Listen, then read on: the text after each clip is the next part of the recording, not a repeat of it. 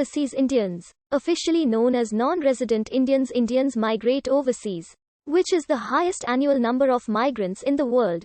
Strictly asserting, the term says non-resident refers only to the tax status of a citizen who, as per Section 6 of the Income Tax Act of 1961, has not resided in India for a specified period for the purposes of the Income Tax Act.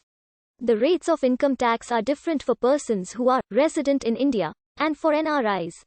For the purposes of the Income Tax Act, residents in India require stay in India of at least 182 days in a financial year or 365 days, spread out over 4 consecutive years, and at least 60 days in that year.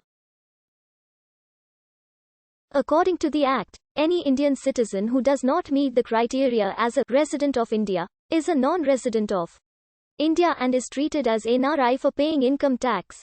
A person of Indian origin means a foreign citizen who, after multiple efforts by leaders across the Indian political spectrum, a pseudo-citizenship scheme was established, the Overseas Citizenship of India, commonly referred to as the OKI card. The Constitution of India does not permit full dual citizenship. The OKI card is effectively a long-term visa, with restrictions on voting rights and government jobs. The card is available to certain PIOs, and while it affords holders residency and other rights, it does have restrictions, and is not considered to be any type of Indian citizenship from a constitutional perspective. Nareem Simhan et al. Have found that there was an Indus periphery population living in Central Asia during the Bronze Age. They had migrated from the Indus Valley civilization and had settled down in BMAC settlements to trade. This is corroborated by the discovery of Indus Valley seals in Central Asia. The modern Indian merchant diaspora in Central Asia and Arabia emerged in the mid-16th century and remained active for over 4 centuries. Astrakhan at the mouth of the Volga was the first place in the Tsardom of Russia where an Indian merchant colony was established as early as the 1610s.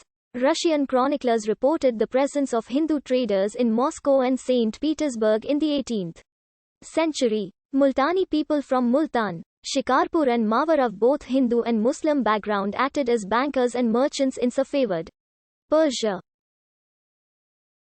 Hindu merchants in Hamadan were massacred by Ottomans as stated by an Armenian, with the Indian merchant community plummeting due to the Ottoman and Afghan wars in Iran. In Kerman, traders of Hindu background had a caravanserai.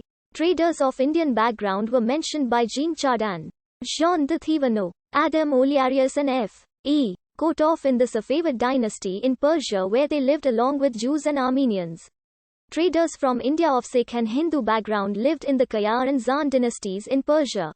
After a clampdown by Nader Shah and the Afghan Ghilza wars in Iran, Samarkandi and Bukharan traders bought Indian indigo from merchants of Hindu origin in Kandahar in 1783 according to George Forrester.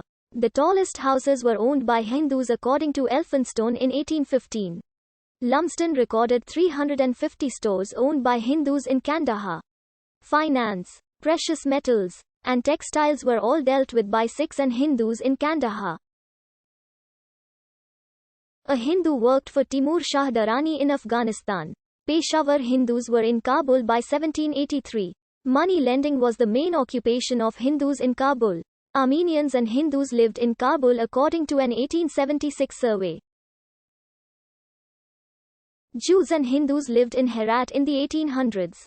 Sindhi Shikarpur Hindus, Jews, and Arabs lived in Balkh in 1886.